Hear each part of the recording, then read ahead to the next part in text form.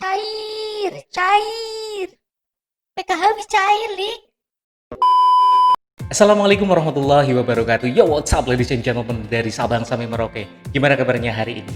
Semoga teman-teman Shockbaker channel ini selalu dalam keadaan sehat walafiat ya. Dan selamat datang kembali di Sahal Info. Info Bang bukan info. Info. Info Bang. Info. Info. Ya betul Bang. Selamat datang kembali di channel Sahal Info.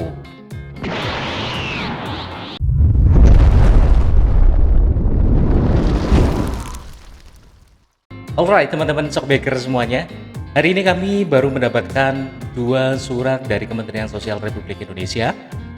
Yang pertama adalah surat keputusan, yang kedua adalah surat edaran.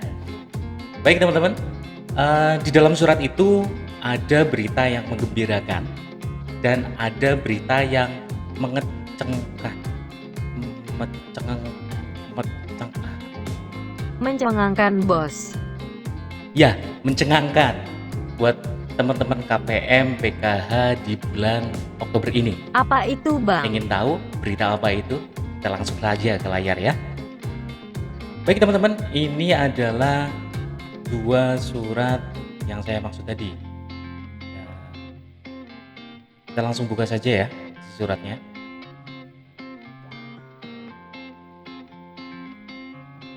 Yang pertama adalah surat keputusan ya. Surat keputusan Direktur Jaminan Sosial Keluarga nomor 715 garing 3.4 garing OT.01 garing 2020. Itu tentang penetapan keluarga penerima manfaat program Keluarga Harapan tahap 4 tahun 2020. Di sini poin yang akan saya soroti adalah mengenai ini.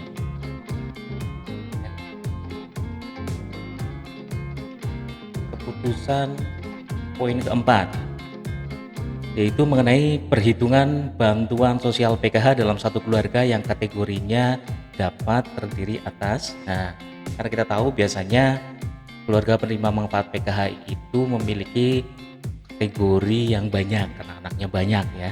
Tapi di sini ada batasan-batasan mengenai kategori itu. Yang pertama adalah ibu hamil atau nifas dibatasi maksimal kehamilan kedua di dalam keluarga PKH. Kalau yang kedua, anak usia dini sebanyak-banyaknya 4 anak di dalam keluarga PKH.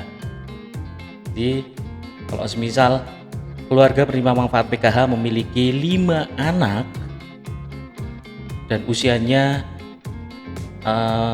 di bawah 6 tahun semuanya, itu berarti cuma dihitung 4 saja ya.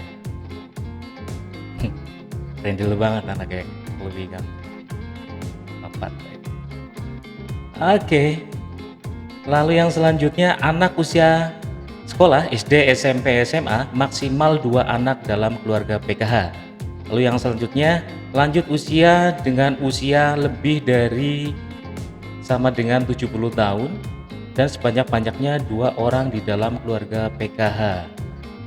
Nah, jadi untuk kategori lansia ini masih sama aturannya, yaitu usia minimal 70 tahun dan di sini boleh lebih dari 1 ya, tapi maksimal 2 lansia dalam satu keluarga PKH. Karena dulu sempat ada peraturan dalam satu keluarga hanya boleh ada 1 lansia, walaupun ada 2 lansia di dalam satu keluarga itu.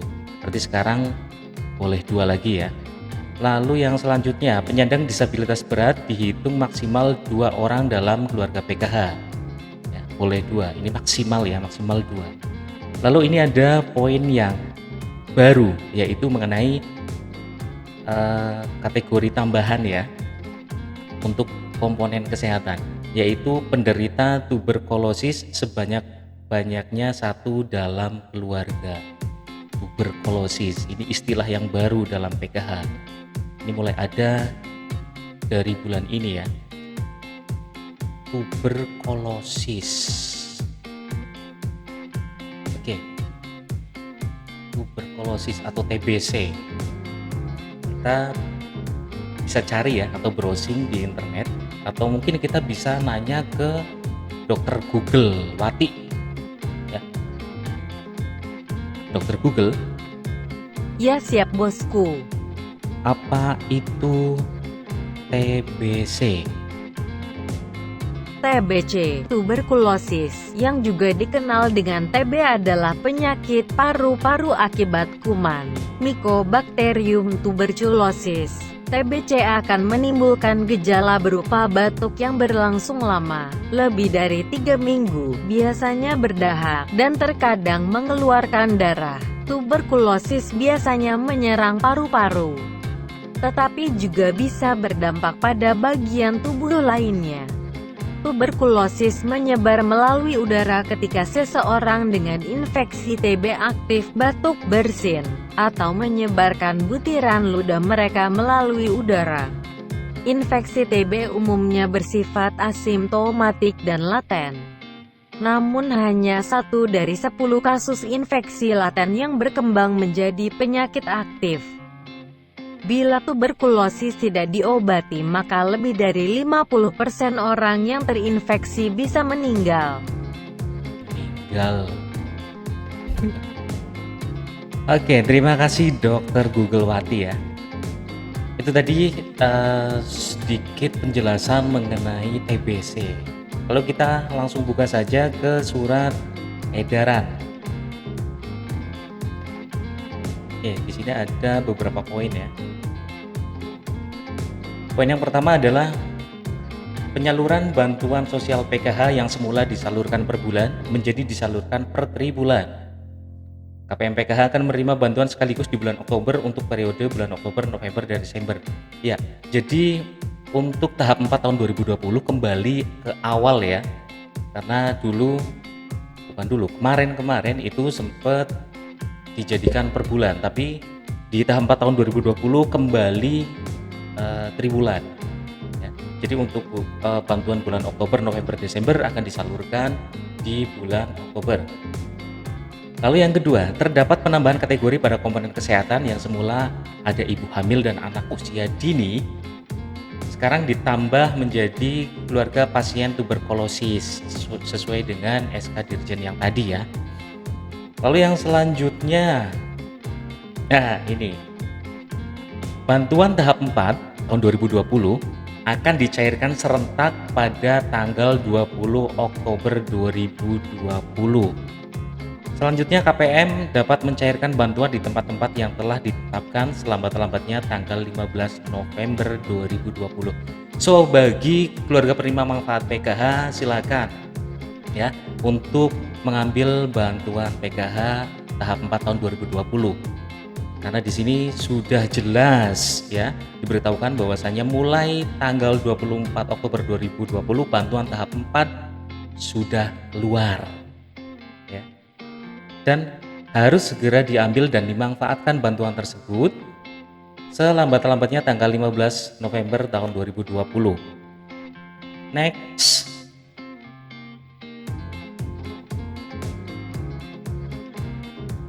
Nah, ini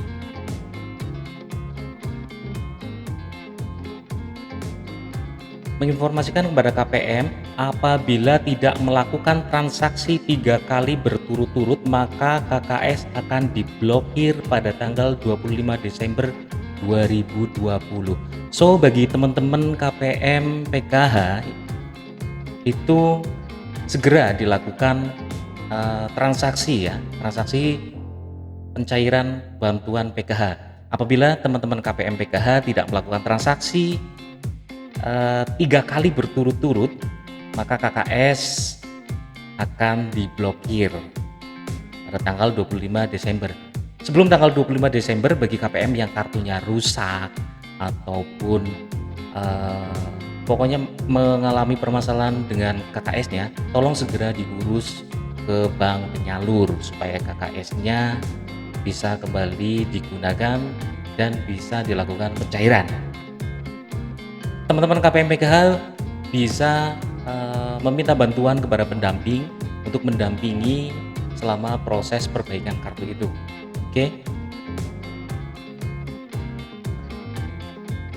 pendamping PKH menyampaikan data hasil pengecekan tahap 4 paling lambat tanggal 20 November 2020. Ya, jadi teman-teman KPM PKH itu harus melaporkan siapa-siapa saja yang sudah menerima bantuan atau sudah tersalurkan ke KKS-nya dan yang belum. Soalnya teman-teman pendamping harus segera melakukan rekonsiliasi bantuan tahap 4. Jadi sebelum tanggal 20 ini teman-teman pendamping akan merekap semuanya, merekap mana-mana yang sudah tersalur dan mana yang belum.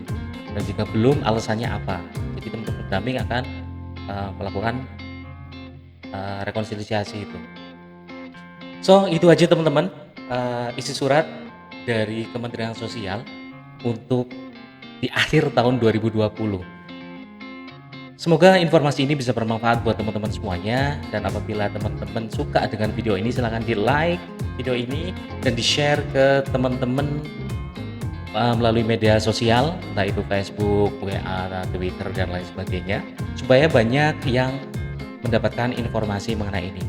Dan bagi teman-teman yang suka dan mendapatkan informasi yang menarik dari video ini, jangan lupa di subscribe channel ini ya. Acak lalen di subscribe di sini. Tak tunggu.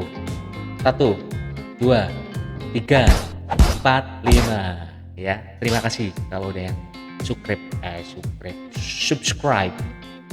channel ini.